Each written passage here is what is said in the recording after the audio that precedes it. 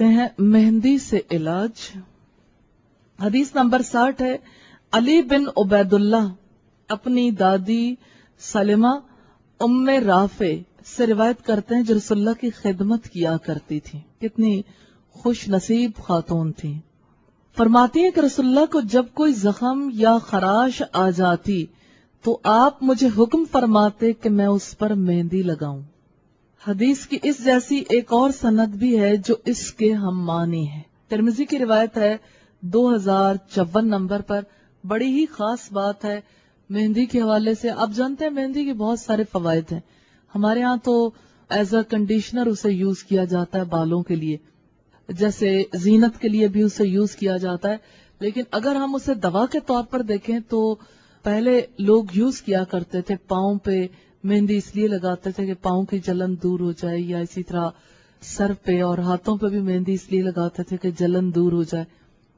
बड़े हैरत अंगेज असरात हैं मेहंदी के, और असरात इस तरह से कि जो जख्म है जख्मों पर मेहंदी बहुत अच्छा काम करती है। और इसी तरह से जैसे जख्म के ऊपर जैसे क्रीम लगती है, या इसी तरह से घरेलू कई एक नुस्खे होते हैं जिसकी वजह से हम जख्मों को दूर करने के लिए ऊपर कई एक चीजें बांध के लगाते हैं। इसी तरह से मेहंदी बाकायदा तौर पर जख्म का इलाज करती है।